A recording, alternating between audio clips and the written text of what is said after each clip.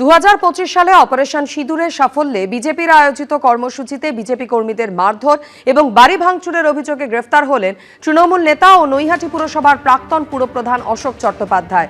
এর আগে গঙ্গা থেকে বালি পাচারের অভিযোগে গ্রেফতার হয়েছেন তার ছেলে অভিজিৎ চট্টোপাধ্যায়।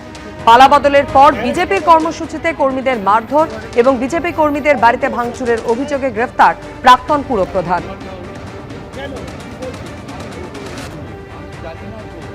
27 মাস জেল খেটেছি, শুধুমাত্র ডেলোর মিটিং নিয়ে প্রশ্ন ছিল সিবিআই এর। ঘণ্টাখানেক সঙ্গে সুমন অনুষ্ঠানে এসে মমতা বন্দ্যোপাধ্যায়কে চ্যালেঞ্জ করে মদন মিত্র বললেন, প্রমাণ করুন আপনি আমাকে তাড়িয়েছেন। আজকে মমতা বন্দ্যোপাধ্যায় তাকে ভাবতে হবে, মদন মিত্র ঋতব্রতর কাছে গেল, যে মদন মিত্র 27 মাস জেল খেটেছে।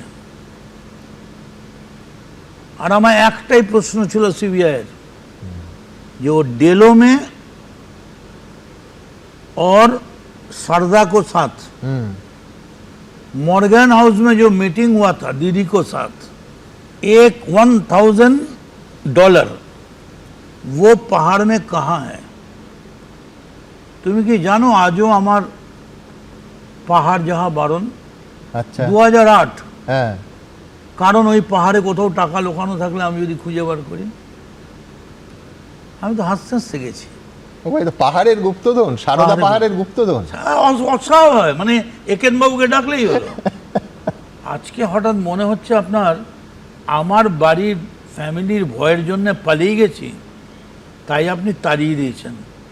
আমি এখানে বসে চ্যালেঞ্জ করছি মমতা বন্দ্যোপাধ্যায়কে, আপনি 1 সেকেন্ডের মধ্যে যদি দেখাতে পারেন যে আপনি আমায় তাড়িয়েছেন, আমি চলে যাব। সবটাই তো মুখে মুখে।